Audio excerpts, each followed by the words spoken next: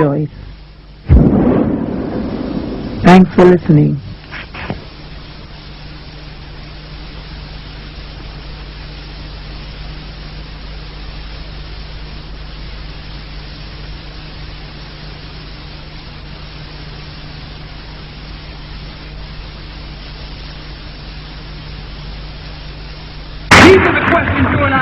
How did we get this mine? OPEC production limits, helping to drive down the price of oil from $20.50 a barrel in the open index in 1990 to a mere $13.60 a barrel by summer. You have to understand the difference. We didn't come over on the Nina, the Pinta, and the whatchamacallit. We didn't land on Plymouth Rock. Plymouth Rock landed on us. Landed right on top of us. Without crying. Why? You can get all the film and the footage of all the carnage in Los Angeles, but you can show me no footage of any damage in Iraq. And all you show me is some surgical strike. Now, 1 year later, it comes out that these so-called surgical strikes were mixed in.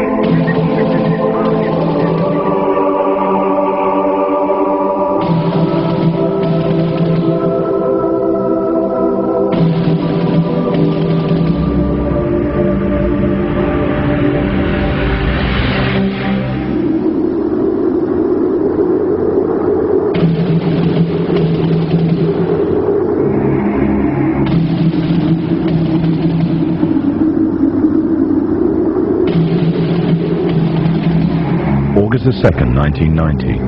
Saddam Hussein's forces crashed through the defences of oil-rich Kuwait in fear of an Iraqi invasion into Saudi Arabia. The United States and her coalition allies poured into the Arabian Peninsula to form a deterrent that would be known as Desert Shield.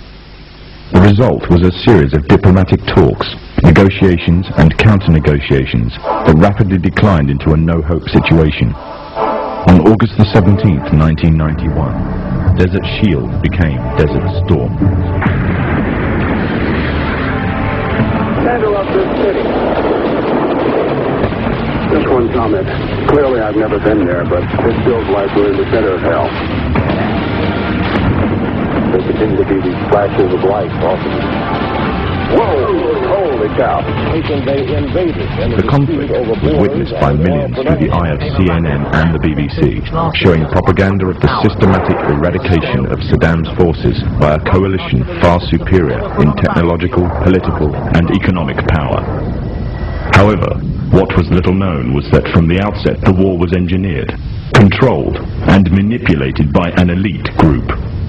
A group which had created the illusion of a man with power, at the head of a million-strong army, on the verge of going nuclear. A man who had gained control over 1/5 of the world's oil overnight.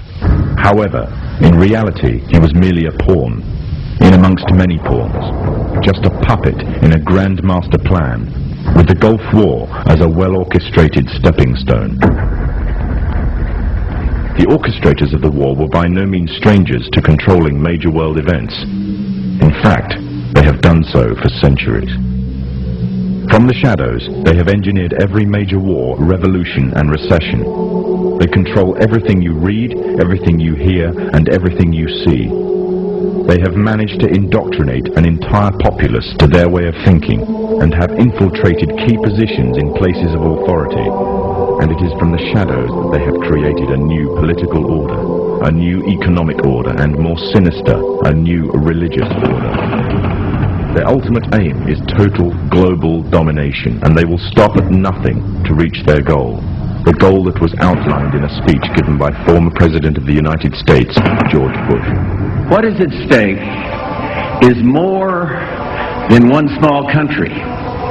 It is a big idea, a new world order.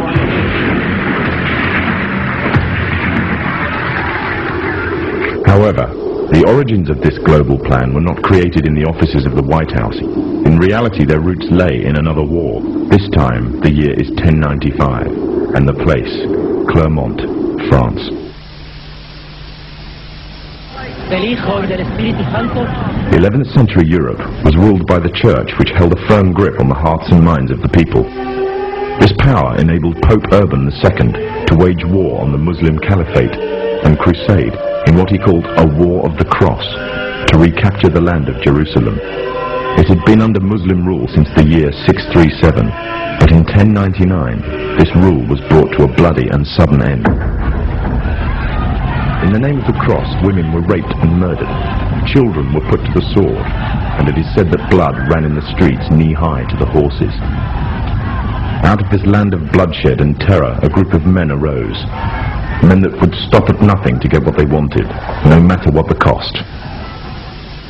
20 years after Jerusalem was taken, the Dome of the Rock was seized by a group of warrior monks calling themselves the Knights of the Temple of Solomon, or more simply, the Knights Templars. In Jerusalem, the Templars began to deviate further and further away from the practices of Christianity. They learnt the secret arts of the Kabbalah, an ancient form of Jewish magic, along with its dark rites and rituals. The Jews had learnt the arts from the pagans of ancient Egypt during the times of enslavement to the Pharaoh, and developed them into Babylon at the time of Nebuchadnezzar. In 1307, King Philippe of France arrested them for charges of denial of Christ, homosexuality, and idol worship, as well as magic. In 1314, Pope Clement V declared all Templars as heretics to Christianity, ordering all their properties to be seized. Their leader, Jacques de Molay, was captured and burnt to the stake.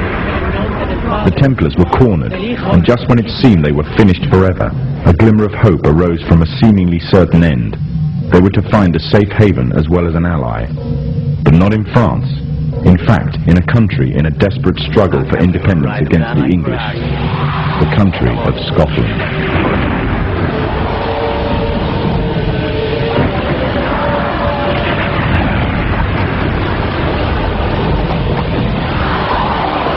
For some, Scotland's hope of independence had died with the death of William Wallace. However, to the King of Scotland, Robert the Bruce, the arrival of the Templars gave him a new secret weapon. Their experience, gained over 200 years of fighting the mighty armies of Islam, had made them expert in combat and warfare, and more than a match for any army brought before them. In 1314, the Templars, allied with Robert the Bruce and his army, took to the fields of Bannockburn in the long-awaited showdown with the English. Robert the Bruce's foresight paid off. The 25,000-strong English army suffered a humiliating defeat at the hands of only 6,500 men. The dream of an independent Scotland had finally been achieved. The Templars had brought themselves back from the brink of destruction, and never again would they allow themselves to be destroyed. This time, they would control the country by controlling its kings. And in order to preserve their secret order, the Templars would have to die, or more precisely, the name would have to die. The Templars, who had escaped Europe, were finally laid to rest in Rosslyn Chapel, Scotland, which stands to this day as sign of their presence in Britain. Their descendants became the true power of Scotland. In 1603, the death of Queen Elizabeth I left England without an heir to the throne. By virtue of descent, King James V of Scotland became King of England. In doing so, Scotland and England joined to form a new kingdom, and the power that the Templars held over Scotland spread to give them a firm grip on the whole of Great Britain. For over 100 years, the Templars concealed their activities, fading into the background until they were little known and little remembered. However, they did not cease to keep a firm grip on Britain. All the time they were planning, regrouping, and infiltrating positions of power in all corners of the kingdom. In 1717, the Templars made their reappearance in Europe. They had grown in both number and strength, and were now ready to coin a new identity, free from their reputation of the past, and given credibility by none other than the monarchy and aristocracy of England. And the name they chose for themselves was a name that will be known by many, but understood by a few. This new name, the Freemasons.